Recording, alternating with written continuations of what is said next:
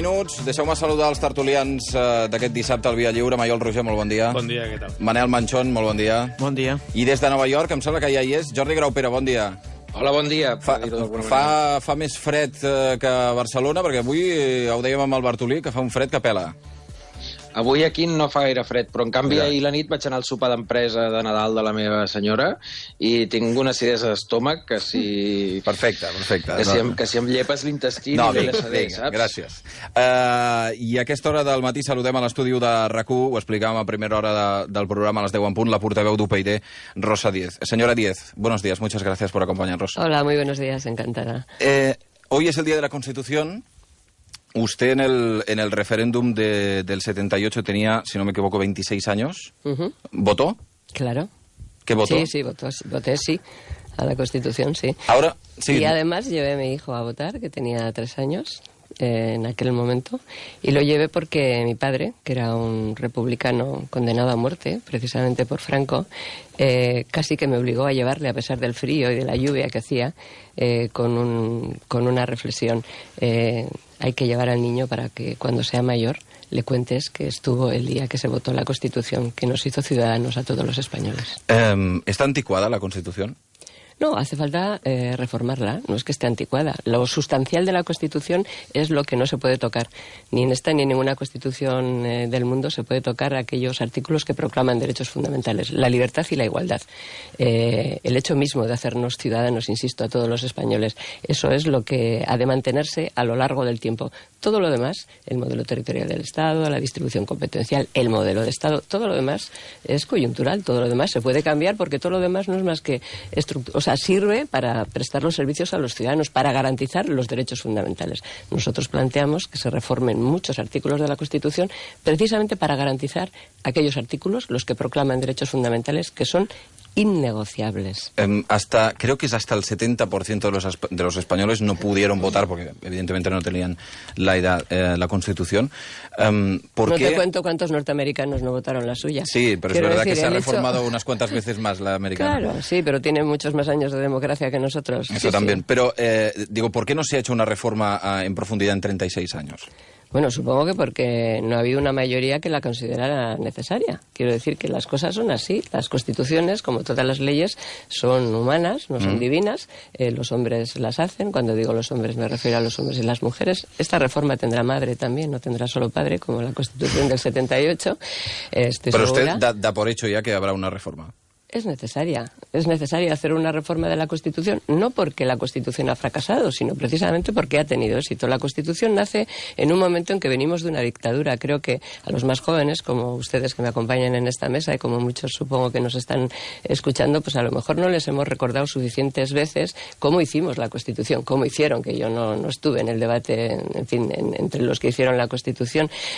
¿Qué era lo fundamental en aquel momento? Lo fundamental en el 78 era hacer una Constitución democrática que defendiera y que proclamara derechos fundamentales, que hiciera ciudadanos a los que hasta ese momento eran súbditos y que nos permitiera construir la democracia, construir instituciones democráticas, incorporarnos a la Unión Europea, en fin, hacer esta España federal, porque la llamamos autonómica, pero realmente tiene un grado de descentralización política pues muy superior incluso a la de muchos estados federales. ¿Y en su reforma constitucional sería más descentralizado o menos?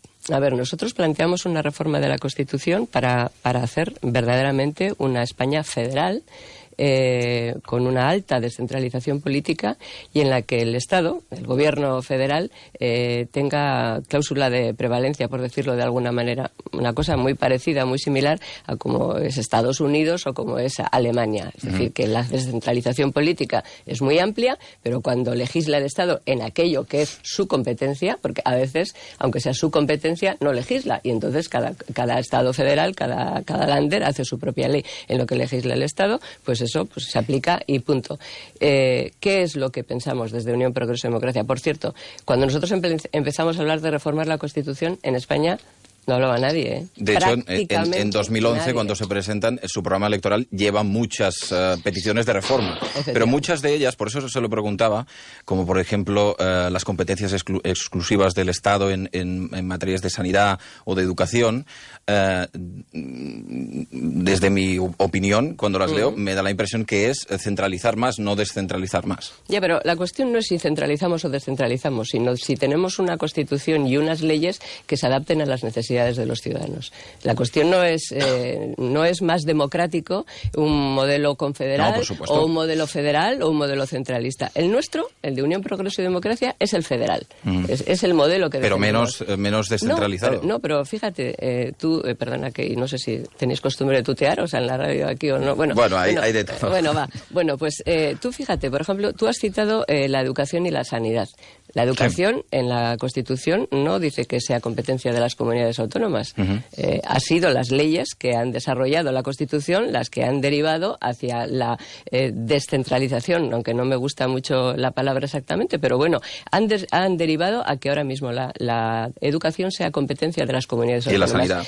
No, pero la sanidad sí está proclamada en la Constitución como una competencia autonómica, lo mismo que los servicios sociales. Bueno, entonces nosotros queremos, por ejemplo, estos tres elementos, educación, sanidad y servicios sociales, creemos que tienen que ser competencia del Estado. Pero creemos que tienen que ser competencia del Estado porque pensamos que quien proclama el derecho, y estos tres son derechos sustanciales de los ciudadanos, quien proclama el derecho, que son leyes nacionales, tiene que tener instrumentos para hacerlo efectivo ese derecho en condiciones de igualdad. Para todos los españoles, hacerlo efectivo en condiciones de igualdad. Y a la práctica, cuando esos servicios se tienen que dar en Cataluña, en Valencia, en Aragón, ¿no es más fácil que lo den desde las administraciones y, es decir, los ayuntamientos se puedan dirigir a una administración que es más cercana, pero como la Generalitat, por ejemplo? La gestión es distinta de la competencia. Quiero decir que cuando yo planteo... Pero eso luego, el problema es que el viaje de ida y vuelta de esa información es mucho más amplio. No, para nada. O sea, primero, la gestión es distinta porque cuando yo estoy planteando esto, cuando digo yo, perdónenme, estoy hablando de Unión, Progreso y Democracia, cuando planteamos estas cosas, no estamos diciendo que la gestión tenga que ser municipal en materia o que tenga que ser nacional o federal. En materia educativa, unas competencias serán de las comunidades autónomas, otras serán municipales. Yo qué sé, la limpieza de los institutos no la va a dirigir el gobierno de la nación. O sea, hay cosas de descentralización a la hora de la gestión. Pero déjeme que le diga una cosa, porque que le explique una cosa, si es que tenemos tiempo. Lo importante es plantear la cuestión desde la perspectiva del servicio a los ciudadanos. Vamos a ver, en España hay 17 sistemas educativos, en este momento, con 13 o 14 leyes educativas en este momento. Es inviable e insostenible. Inviable en términos políticos e insostenible en términos económicos. Pero vamos a pensar, por ejemplo, oiga, es que sale muy caro, te puede decir alguien, porque yo este debate lo he tenido con mucha gente, no me refiero en las radios, ¿no? Con los periodistas. Es que claro, es que sale muy caro que haya 17 sistemas educativos. No es un problema que salga caro. Hombre, si la gestión la hacen las 17, va a salir lo mismo. No es un problema de que sea... No es lo mismo, ya se lo explico si quiere luego, pero no es un problema que salga caro. Si 17 sistemas educativos nos salieran carísimos y por la crisis no lo pudiéramos soportar, pero pudiéramos decir, caramba, es que sale muy caro, pero hay que ver, entre las 100 universidades mejores del mundo, 30 españolas. Cuando nos califican y nos hacen revisiones a nivel europeo, los mejores. No, es que sale muy caro y además no ofrece más calidad a los ciudadanos, que en este caso son las personas a las que educamos. Pasemos a otro área, servicios sociales o sanidad.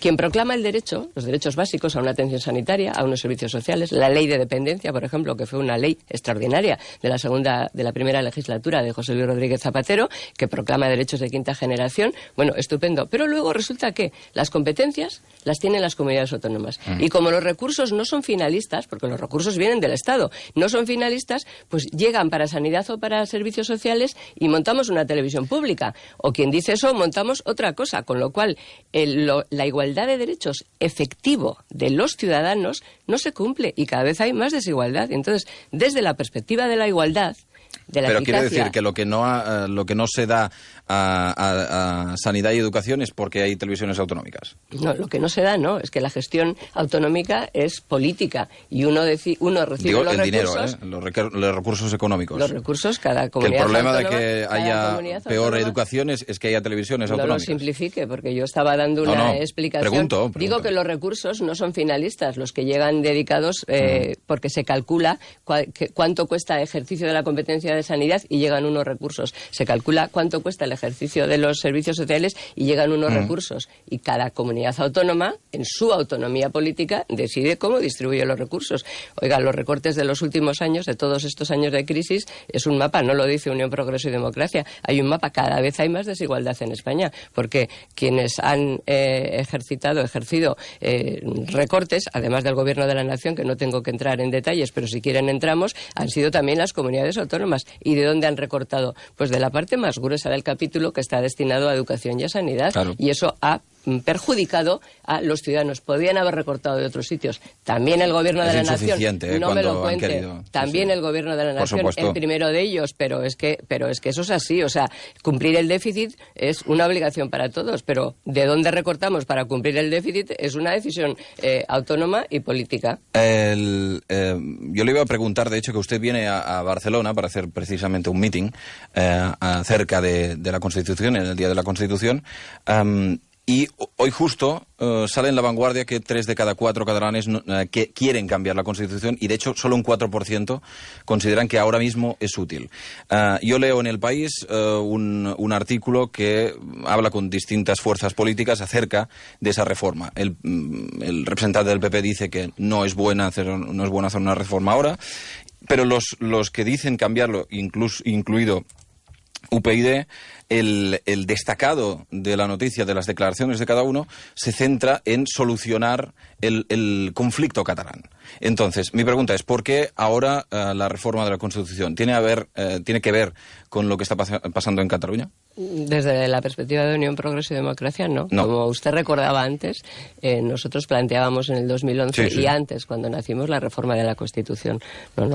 Para nosotros la reforma de la Constitución es necesaria para resolver los problemas de los ciudadanos del siglo XXI. Pues porque la Constitución, en muchos aspectos, nosotros creemos, por ejemplo, que el modelo territorial del Estado hay que reformarle, es de lo que estábamos hablando. Creemos que hay que reformar, pues, en fin, para garantizar la separación de poderes, que hay que reformar los órganos de la justicia. Creemos que hay que determinar bien la distribución competencial. En fin, creemos que el Estado tiene que, en la Constitución, declararse un Estado laico. Es decir, creemos que hay que hacer muchas cosas, pero no por lo que ocurre en Cataluña, por seguir con la forma en la que usted lo ha planteado, o no porque haya una pulsión secesionista en esta comunidad autónoma, ¿no? Creemos que hay que hacerlo a pesar de los nacionalistas, si me permite la expresión, no en contra de los nacionalistas, sino a pesar de los nacionalistas. Consideren los nacionalistas lo que consideren, porque si la reforma es buena, en el sentido de que es práctica, de que es útil, si lo que hacemos es útil para los ciudadanos, pues los ciudadanos que viven en Cataluña, sean nacionalistas o no lo sean, pues también se sentirán a gusto porque recibirán una prestación adecuada y una cobertura adecuada a sus necesidades. Lo digo porque usted en El País dice que lo que se ha hecho con esta Constitución es ensalzar las diferencias en España. No con la Constitución, no es la Constitución la que lo ensalza, sino el discurso político. Yo creo que eso no se resuelve con las leyes, ¿eh? O sea, las leyes no lo puede resolver todo, ni la Constitución ni ninguna ley orgánica. En España, desde que hay democracia,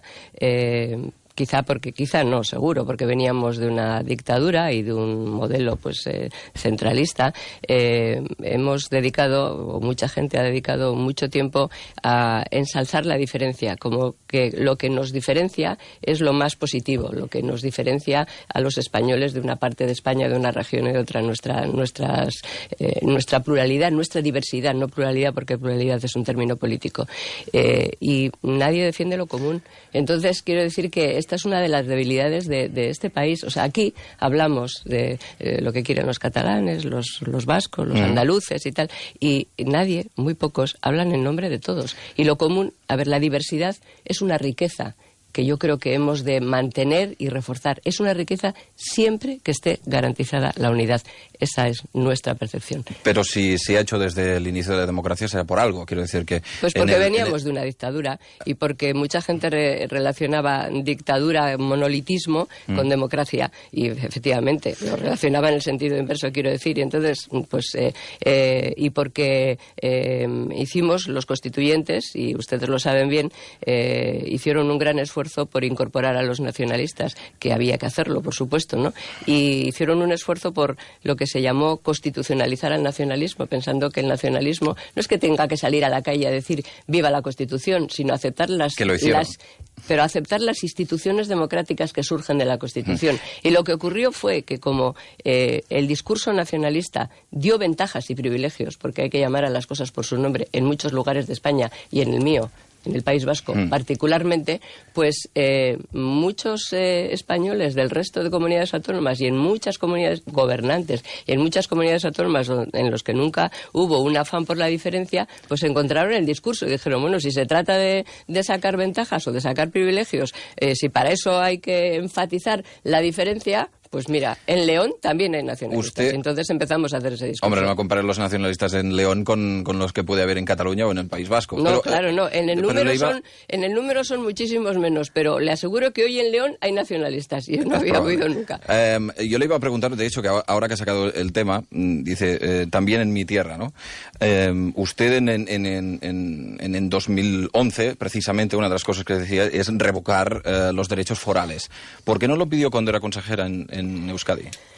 Hombre, pues entre otras cosas porque para llegar a una conclusión tienes que conocer las consecuencias que se derivan de una determinada situación, y en este caso es el concierto y el cupo vasco, aunque le voy a decir una cosa. Pero ya llevaba 12 años en política. Yo llevo en política, para que no me lo tenga que preguntar nadie, toda mi vida, afortunadamente, porque soy una ciudadana y llevo toda mi vida en política. Cuando era consejera ya llevaba 12 en política, quiero decir que ya habría visto las consecuencias del cupo vasco. Las consecuencias del cupo vasco no, del concierto vasco y del aforamiento navarro. No, las consecuencias en aquel momento, y usted lo sabe bien, y si no lo sabe, le pido a usted y a los que nos estén escuchando que vayan a la hemeroteca. Ya había mucho debate sobre que realmente en el País Vasco estábamos recibiendo más de lo que dábamos. Ya había un debate, ya se debatía sobre el cálculo del 6,24, ya había un debate abierto. Todavía había quien pensaba que eso se podía resolver por otra vía. Esa en fin, insolidaridad, no lo voy a llamar así, sino, bueno, ese privilegio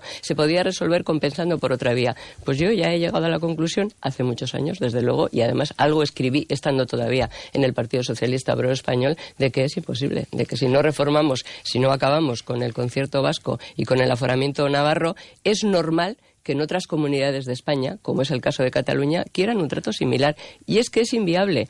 Y es que, además, después de que se aprobó esa Constitución, y este también es un elemento importante, España se incorporó a la Unión Europea.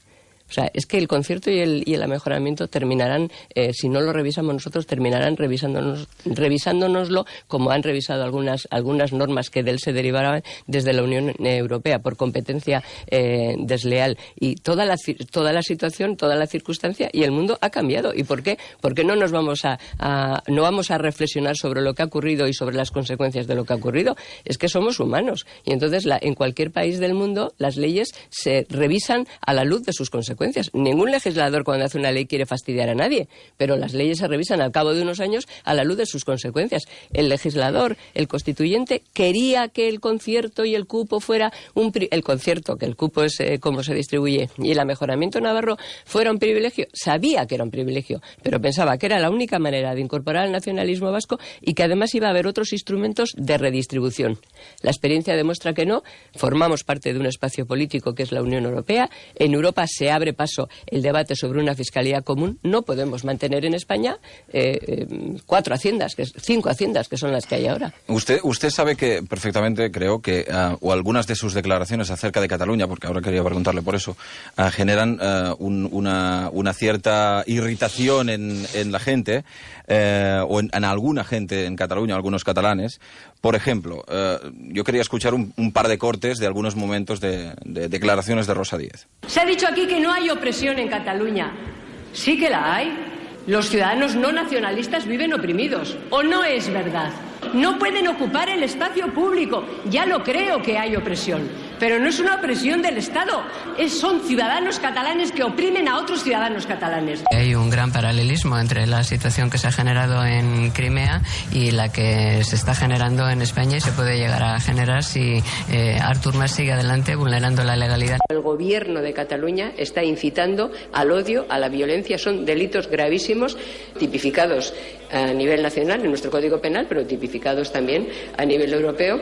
Es evidente que se está, en fin, educando en la mentira para a partir de ahí pasar al odio, cosa que es en la historia de la humanidad algo que ha traído gravísimas consecuencias a la convivencia y gravísimas consecuencias que en algunos casos además han terminado con cosas mucho más lamentables que han tenido que ver con la vida de los ciudadanos. En este caso, oíamos diferentes partes, que se hablaba de opresión a la gente no nacionalista, que incluso no pueden ocupar el espacio público, la comparación con Crimea, el hecho de que en la educación se educa en el odio. Usted, escuchándolo, entiende que hay gente en Cataluña que se puede enfadar. Sí, gente que se siente completamente reconocida en estas palabras, claro. Claro que lo hay. Gente que ¿En Cataluña se educa en el odio? Yo creo que sí. Se educa en la mentira, y cuando se educa en la mentira, cuando educas reconociendo a tus conciudadanos del resto de España, incluso a los que están aquí y que no son nacionalistas, como personas que te oprimen, y eso es mentira, pues eso termina generando odio. Sí. ¿Usted conoce profesores o maestros catalanes? Sí, claro. Sí. ¿Y usted cree que ellos están educando a los niños en el odio? Pues unos sí y otros no. Algunos de los que usted conoce están educando en el odio. Conozco profesores catalanes y conozco experiencias de profesores catalanes, de padres catalanes, de alumnos catalanes y discursos en los colegios. Lo conozco, igual que lo conoce usted. No, yo no lo conozco. Bueno, yo no tengo ninguna información acerca de que los 65.000 maestros que hay en Cataluña estén el problema no acerca son los 65.000 maestros. Entonces, ¿cuál es? No, es que entre los 65.000 maestros hay, como en todo, de todo. El problema es un gobierno que insufla ese odio, que insufla esa mentira y que trata de desvincular a los ciudadanos catalanes de los ciudadanos del resto de España. El problema es que aquí hay un... Pero odio es una palabra muy grande, señora Díaz. Sí, odio es una palabra muy grande. Usted la está repitiendo permanentemente. Yo he empezado por hablar de la mentira. Yo la he escuchado a usted. Sí, yo he empezado por hablar de la mentira y he dicho que de la mentira se pasa el odio. Usted es el que categoriza y se queda con el odio. No, yo he dicho que odio es una palabra muy grande que usted ha usado en esos discursos. Es una palabra muy grande, efectivamente, que suele ser consecuencia de la mentira. No hay más que revisar la historia de la humanidad.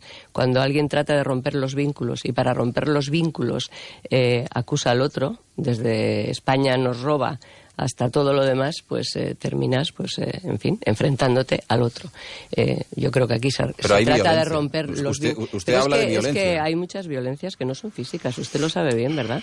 Que la violencia no es siempre física. ¿Y qué violencia habla usted en Cataluña? ¿Cuál que hay?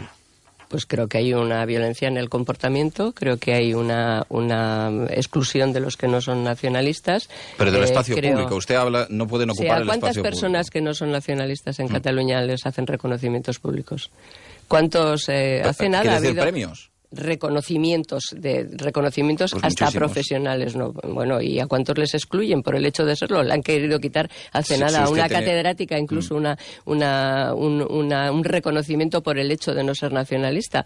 Bueno, Eduardo Mendoza, Premio Nacional de Cultura de la Generalitat. ¿Y? Yo digo, bueno, un caso en No, pero usted me va a decir que no es verdad lo que estoy diciendo, que las personas que no son nacionalistas no son excluidas del espacio público en Cataluña. Que dijera casos concretos, un segundo. No, pues no tengo relación de nombres ahora para citarlos, porque como me están negando la mayor, pues no, francamente, no me había traído una relación de nombres, pero si me invitan otro día me puedo traer una relación de nombres. Perfecto. Y darles relación de nombres y casos, y además casos concretos, y argumentárselos todos ellos, pero también con una relación de nombres, o sea, en fin, encantadísima. Si es eso lo que necesitan, una relación de nombres, yo les vengo con una relación de nombres. Está bien.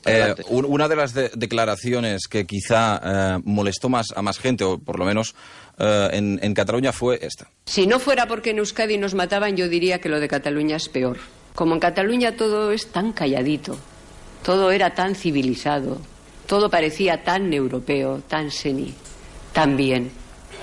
Pues ha ido germinando este nacionalismo verdaderamente peligroso para la convivencia, que hoy ya nadie se atreve a decir que no es peligroso.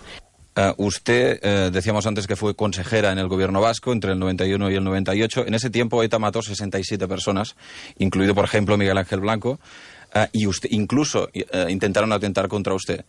Atentaron, no intentaron. Bueno, de hecho, sí. Quiero decir que no lo consiguieron. Sí. No consiguieron matarnos. Sí, pero, sí, por supuesto, por supuesto. Digo, no, por llamar a las cosas por su nombre. No, por supuesto. Intentaron matarla. No, matarme no, porque la bomba no parecía que era suficientemente fuerte. Me la mandaron a casa, por cierto. Sí, sí, por supuesto. Es un elemento interesante, o sea, que no fui yo quien recogió el paquete de bombas, sino mi marido. Correcto. Conocemos la historia. Entonces, ya, bueno, precisamente... como ese detalle sí que lo recuerdo, pues por recordarlo. No, lo digo porque en ese tiempo se matan 67 personas ETA, a usted intentan matarla, o en su caso a su marido. ¿En qué se parece lo que pasaba en esos tiempos en Euskadi con lo que pasa hoy en Cataluña? ¿Por qué no vuelve a poner el corte? Porque yo digo, si no fuera porque... O sea, yo creo que... Pero entonces hay una comparación con lo que pasaba en Euskadi. No, oiga, si no fuera porque... Ponemos el corte otra vez, sí, porque por favor, si no fuera porque sí. El nacionalismo... porque es más peligroso, sí. Si no fuera porque en Euskadi nos mataban, yo diría que lo de Cataluña es peor. Vale, hasta como aquí. En Cataluña, en Cataluña todo es tan seni, todo es tan tranquilo, todo es tan calladito. Bueno, pues lo hemos escuchado, lo hemos puesto entero. O sea, no hay una comparación en términos de que... Euskadi sería peor en Cataluña lo que pasa que lo que pasa en Euskadi. En fin, que interprételo como le dé la gana, pero déjeme que yo interprete mis propias palabras. O sea, si no fuera porque... Cataluña tan calladito, el nacionalismo es peligroso. Sí, aquí ha costado mucho más tiempo, ha pasado mucho más tiempo hasta que ha habido una reacción ciudadana de ciudadanos que no son nacionalistas y que se sienten oprimidos. ¿O es que usted cree que la gente cuando sale a la calle también manifestando eso está engañándose a sí misma? No, pues esa es mi reflexión y la sigo manteniendo. Por lo tanto, no estaba comparando Euskadi con Cataluña.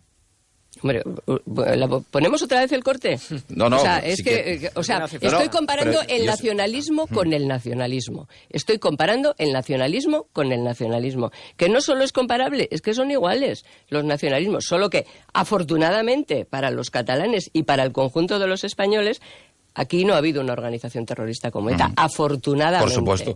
Claro, pero el nacionalismo es primo hermano, el nacionalismo catalán, del nacionalismo vasco. Solo que como allí... teníamos la desgracia de que, además, nos mataban... Es una pequeña diferencia importante, digamos.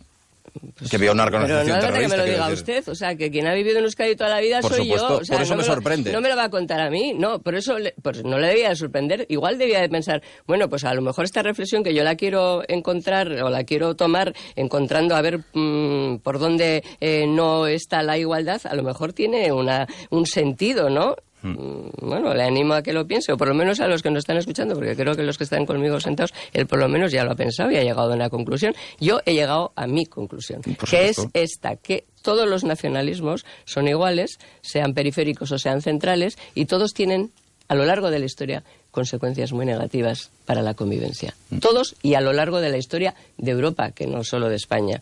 O sea, pero me está comparando ahora con lo de los años 30 le animo, no que los años 30, yo le animo mucho también a ustedes a que cojan el último discurso de Mitterrand en el Parlamento Europeo.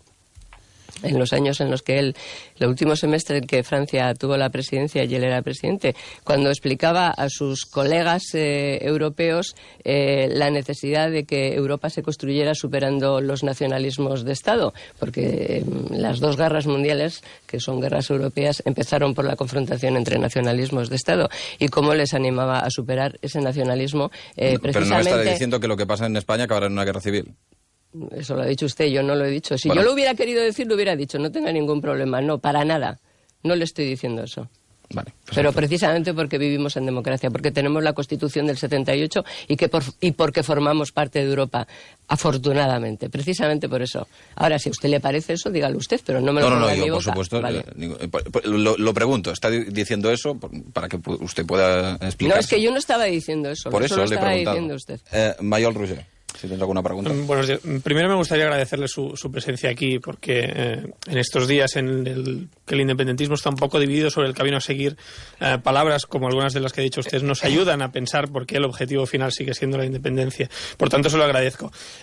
Yo le quería preguntar, esa constante de hacer silogismos que llegan a la conclusión de relacionar el movimiento nacionalista o independentista con la violencia, no solo a qué responde, que entiendo que no es una estrategia política, sino que qué frutos cree que saca. Es decir, usted dice, el nacionalismo da 1000 vueltas y acaba en la violencia, como el amor, como el fútbol, como la religión, como todas las cosas en esta vida que comportan una pasión pueden acabar en violencia. Por tanto, este elemento serviría para todo. No, el amor no. Pero el amor ha provocado muchas muertes. No, y el fútbol tampoco. El fútbol tampoco. Son las personas violentas que van al fútbol. No es el fútbol. Pues en el nacionalismo igual. Yo le quería preguntar, ¿qué réditos políticos saca? En Cataluña es evidente que no saca, porque UPyD es la 13ª fuerza. Entonces me gustaría saber si esto realmente le está funcionando para usted crecer como partido. Ya, pero a lo mejor le resulta a usted difícil de entender, pero es que hay algunas personas que creemos que hay que decir lo que pensamos, aunque no tengamos, aunque no tengamos réditos políticos. Quiero decir que hay personas que estamos en política y que hemos estado siempre, además, pensando que hay que decir en cada momento lo que uno piensa y que la política está para ir por delante de los acontecimientos y para expresar una posición, expresar una opinión, para hacer una pedagogía. A veces eso da resultados en términos electorales, otras veces no. Pero yo nunca he calculado los réditos, como dice usted, que puede producir un discurso político de nuestro partido en este sentido, aquí en Cataluña o en el resto de España. Es que no lo calculamos. No lo calculamos porque nos da igual, entiéndame. Yo ya sé que esto a lo mejor no es creíble, pero es que nos da igual. Por ejemplo, usted me acaba de dar una noticia. Me acaba de dar una noticia. Dice usted que gracias a nuestro discurso los independentistas saben a dónde ir. Oiga, pues ustedes nos debieran de hacer pues un homenaje. Pero es que eso además es mentira. Perdónme, no le llamo mentiroso. No, entiéndame, le pido disculpas. Sí, no. Es que además eso para mí es tan viejo. Mire, cuando vivíamos los años duros del terrorismo que citaba antes su colega y tal, ¿no? Cuando desde Basta Ya o desde el Partido Socialista, donde yo estaba, hacíamos un discurso duro contra el separatismo y contra el terrorismo, sobre todo contra el terrorismo, los terroristas nos decían, esto lo que hace es alimentar a los terroristas. Pues me da igual, o sea, me da igual que les alimente. Primero, no es verdad, pero en todo caso me da igual, o sea, porque esto es lo que pensamos que hay que hacer. Es como el otro día que en una televisión me dijeron que imputar a Mas era buenísimo para Mas porque todas las imputaciones favorecían al imputado. Digo, como Rato también piensa que el que le hayamos imputado le ha favorecido muchísimo. ¿A que se sienten ustedes muy cómodos con este discurso? Pues mira, oye, pues estupendo. Pero no vamos a dejar de hacerlo porque se sientan ustedes los independentistas cómodos con el discurso mientras no creamos dicho que seamos independentistas. No, ustedes, me refiero a los que él citaba, no a él. Los independentistas cómodos con el discurso. Pues bueno, pues si se sienten cómodos con el discurso, pues estupendo, pero nosotros no lo hacemos ni para que se sientan cómodos ni para que se sientan incómodos. Lo hacemos porque creemos que es la verdad y porque tenemos la obligación de decir a los ciudadanos lo que pensamos. Una segunda pregunta muy rápido. Usted en el 99 dijo que los vascos, si querían la independencia por la vía democrática, podían conseguirla. ¿Por qué los catalanes no? No dije eso, léalo todo. Lo leo exactamente porque lo he hablado de memoria. Si alguna vez la mayoría de los vascos quisiera la independencia, la democracia se adaptaría a la democracia. Yo creo que ya sé de dónde va Rosa Díez cuando dice que hay una frase anterior que es: en democracia la de autodeterminación es ir a votar. Efectivamente. Pero la pregunta es clave. Me parece interesante Mayol cuando dice eso, porque justo ahora se está debatiendo sobre si los partidos, Esquerra Republicana, Convergencia, juntos o separados, se presentan con un programa netamente independentista, con un punto que diga independencia de Cataluña. Sí, pero se van a presentar a unas autonómicas en las que no se discute la independencia. Sí, entiéndame. Bueno, o sea, es que claro, se discuten los programas. No, se discuten los programas, pero no se vota la independencia. Si esos partidos consiguen la mayoría absoluta, ¿usted va a acatar, digamos, el resultado? No, porque son unas elecciones autonómicas. Pero, a ver, oiga, es que la Constitución... No. Si alguna vez la mayoría de los vascos quisiera la independencia, la democracia se adaptaría. En este caso, si la mayoría de los catalanes, a través de unas elecciones absolutamente legales... No, pero que son unas elecciones para elegir el Parlamento autonómico. Con un programa. No, pero para elegir el Parlamento autonómico y nada más que para elegir el Parlamento autonómico. Oiga, que la Constitución, ninguna Constitución, es una broma, oiga.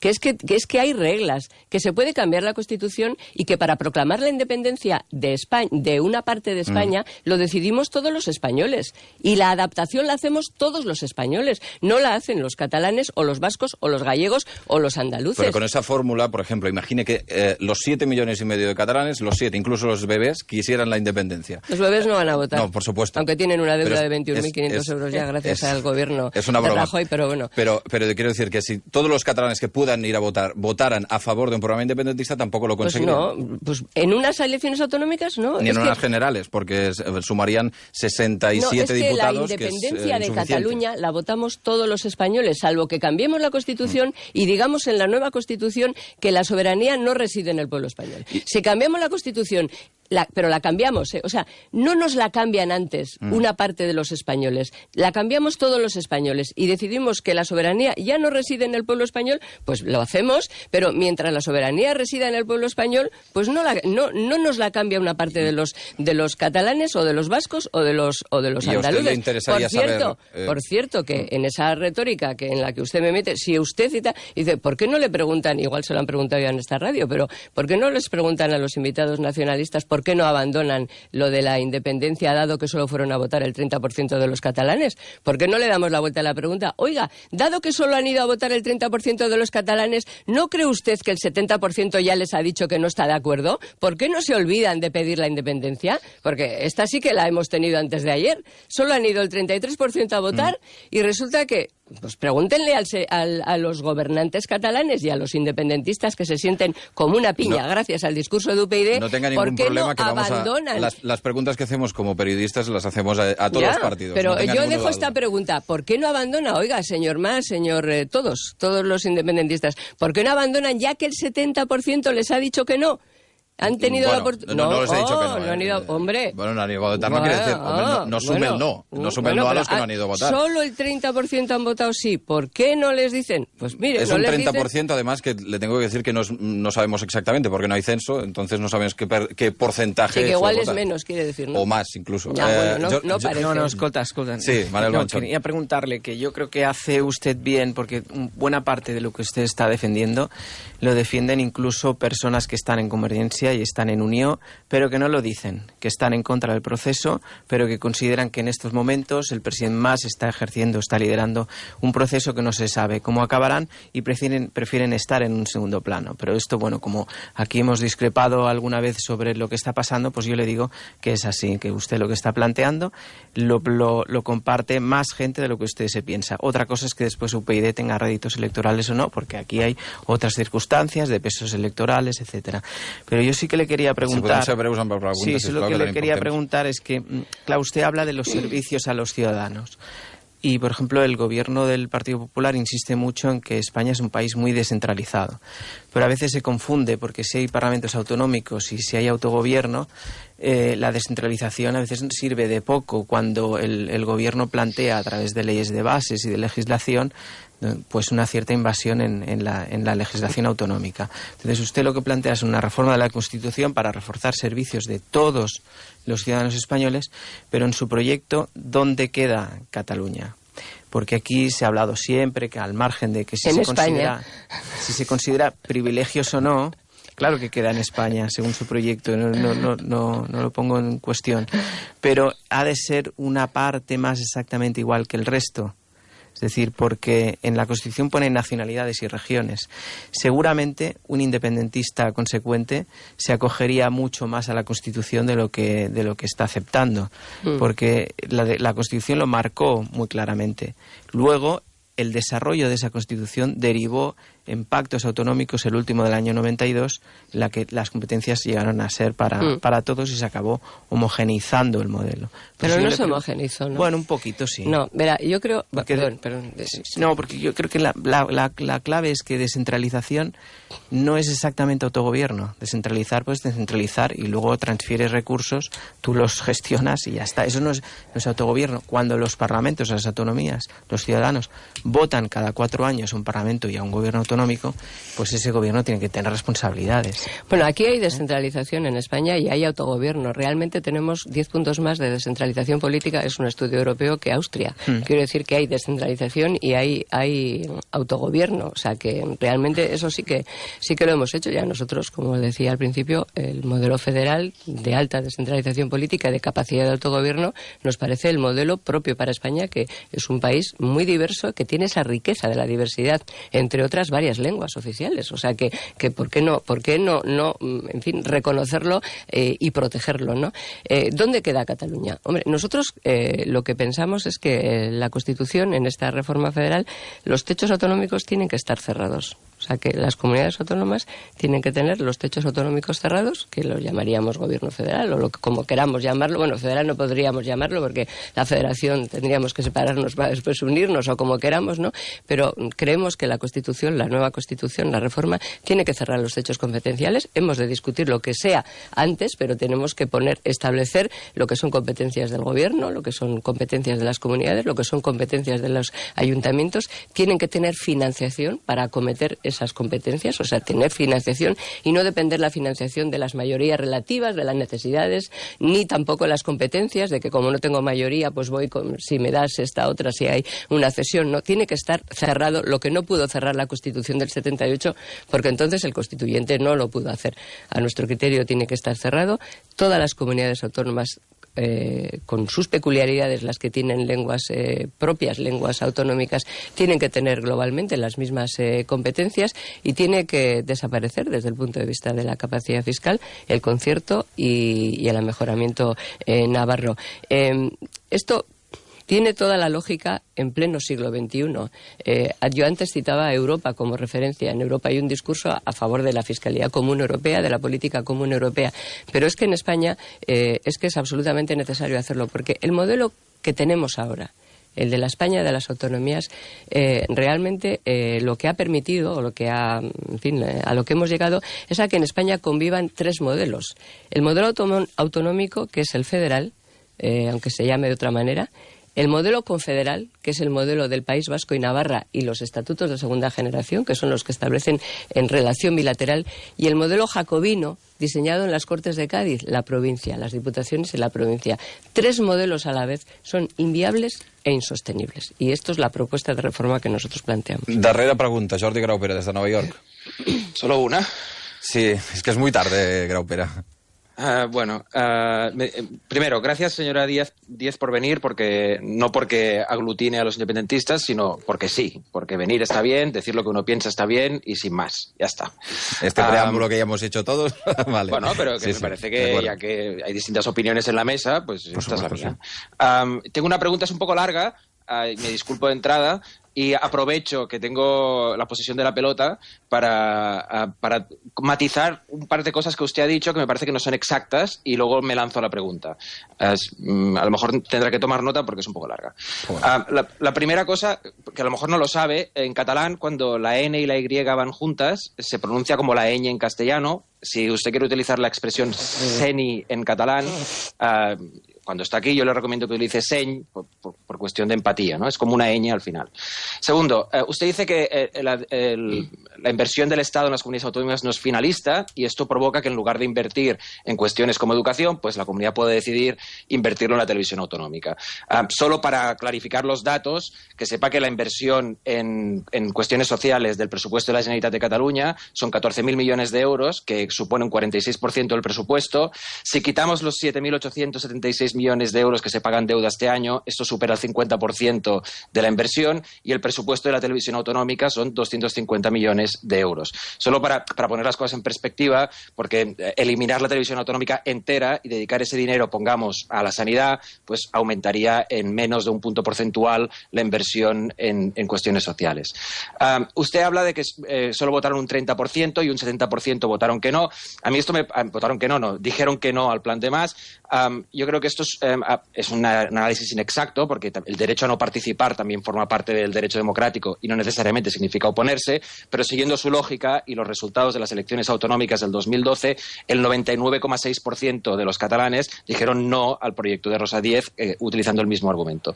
Y apelando a los nacionalismos en Europa, yo no soy nacionalista y por tanto no tengo ninguna necesidad de defender el nacionalismo, pero que sepa usted que este año que celebramos el centenario de la Guerra Mundial, de la Primera Guerra Mundial, los nacionalistas o los nacionalismos que causaron la Primera Guerra Mundial no fueron ni los finlandeses, ni los letones, ni los lituanos, ni los ucraneses, ni los poloneses, ni ninguno de ellos. Si acaso fueron los nacionalismos hegemónicos, estatalistas, uniformizadores, como el ruso, por ejemplo, o el francés, que quería recuperar la Alsacia y la Lorena, o el alemán, que en palabras de sus políticos quería ocupar su lugar en el mundo. Por tanto, a pesar de que los nacionalismos se pueden calificar con hechos comunes, también es verdad que tienen diferencias. Me parece que es importante señalarlos porque si no culpamos a unos de lo que es responsabilidad de los otros. En cualquier caso, y yendo a la pregunta, yo también me he mirado con detalle su programa electoral para las autonómicas del 2015, que hace referencia a las resoluciones del Congreso de Unión, Progreso y Democracia, en el cual se dicen cosas como en España solo queda un problema institucional, que es el nacionalismo, reformar la Constitución para cerrar la distribución de competencias, modificar el artículo 150.2, excluyendo de las materias consideradas como transferibles a las comunidades autónomas, en principio y como no mínimo, la representación internacional, la defensa, la justicia, la educación, la sanidad, el medio ambiente, la protección civil, los recursos naturales, el urbanismo, la gestión del territorio, sin desechar otras materias. Modificar el artículo 2 de la Constitución, donde dice nacionalidades y regiones, explicando esta pluralidad que existe en España para comunidades, por comunidades y ciudades autónomas. Suprimir el artículo 3.3 de la Constitución, que dice la riqueza de las distintas modalidades lingüísticas de España es un patrimonio cultural que será objeto de especial respeto y protección. La organización territorial del Estado es el gran problema, sino el principal. Una reforma federal del Estado que usted califica en esta resolución de baja en lugar de media o alta, porque la posición constitucional del Estado central debe ser fuerte.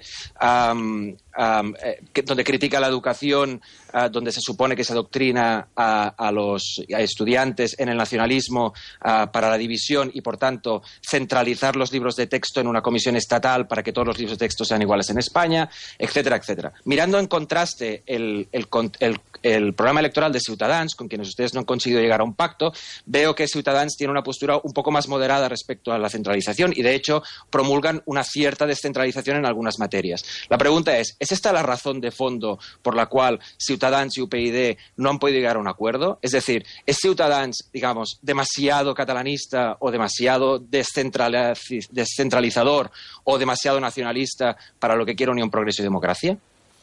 Pues fíjese que para llegar a esa pregunta me ha hecho usted un repaso de... En fin, yo ya sé que usted quería hacer un resumen de mi entrevista y ha hecho un resumen a su modo. Y entonces usted tiene una gran capacidad de precisión, pero yo se lo agradezco, y a mí me parece que para el bien del debate, como a veces cuando... Ya, pero yo no tengo ahora tiempo para debatir... Yo no tengo tiempo ahora para debatir, salvo que me lo dé el presentador. No tengo tiempo para debatir de todas las cosas que usted me ha dicho previas a una pregunta que tiene una respuesta facilísima y que le voy a dar inmediatamente, bueno, cuando le haga una reflexión previa también. Empiezo por agradecerle muchísimo que me explique cómo tengo que pronunciar la N y la Y. Todos los días aprendo y le agradezco muchísimo esto y, en fin, muy agradecida y además es gratis, o sea que fenomenal. Una cuestión importante. Dice usted, voy a matizar. No, mis declaraciones las matizo yo, no me las puede matizar usted. Usted me puede dar una información contrastada con lo que yo he dicho o me puede dar su opinión, pero mis declaraciones las matizo yo misma. No me puede usted matizar mis declaraciones. Usted, en todo caso, me da una información. Y me dice, por ejemplo, que yo he dicho que la inversión no es finalista. No, yo lo que he dicho es que la transferencia no es finalista. Eso sí, también información por información. Las transferencias que hace el Gobierno a las comunidades autónomas, calculado el coste de las materias que son competencia de las comunidades autónomas, no es finalista. Y luego la comunidad autónoma la invierte dentro de su autonomía política como corresponda. Tampoco he comparado lo que cuesta lo que se invierte en servicios sociales con lo que se invierte en televisión, ni he proclamado que hay que cerrar todas las televisiones, eso lo ha proclamado usted. Usted ha proclamado lo que costaría cerrar cerrarla y todas esas cosas, pero digamos que, bueno, en fin, yo le agradezco mucho que haya tomado se haya tomado todo este tiempo.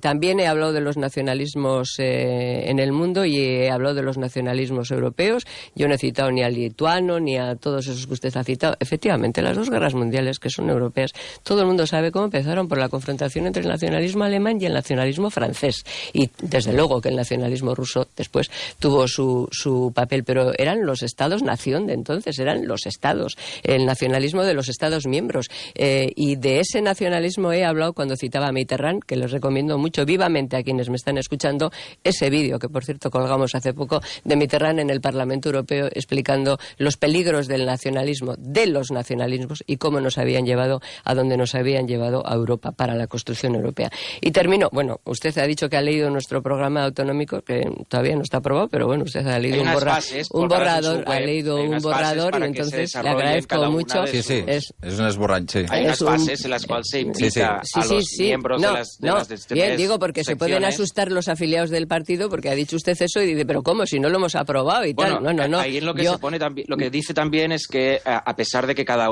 unidad territorial desarrollará su programa de acuerdo con las necesidades de la comunidad autónoma o del ayuntamiento, se pide una coherencia respecto a esos principios que se anuncian, ya me lo sé, que lo hemos hecho nosotros y lo hemos aprobado en un consejo político. Bases, sí. Son unas bases. Bien, estas son las bases de nuestro programa político para las elecciones autonómicas y municipales del año que viene. Y a raíz de ahí, usted me dice que efectivamente hay diferencias programáticas con el partido catalán Ciudadans. Pues sí, claro que las hay, pero no hemos llegado ni siquiera a hablar de esas cosas en las conversaciones que hemos tenido con ellos. No nos ha dado tiempo a llegar a eso, porque nos hemos encontrado con dos problemas previos que para nosotros son importantes. El primero de ellos tiene que ver con la transparencia de los partidos políticos. Nosotros a la transparencia le damos una gran importancia. Somos un partido que nacimos para regenerar la democracia y creemos que la transparencia es un elemento fundamental. Transparencia Internacional calificó a UPyD con un 9 y a Ciudadanos con un 3.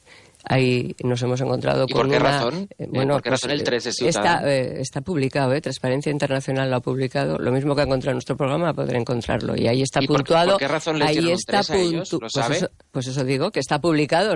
Es que son muchos parámetros. Es un informe muy grueso. Pero quiere decir que a nivel de transparencia no se entiende. No, tenemos dos partidos que en ese sentido tenemos una gran diferencia en algo que para nosotros sí es muy importante para la regeneración de la democracia. Y segunda, déjeme que termine, por favor. Segunda cuestión, transparencia. Y segunda cuestión, modelo de partido en el sentido de modelo de cómo crece un partido y cómo crece otro.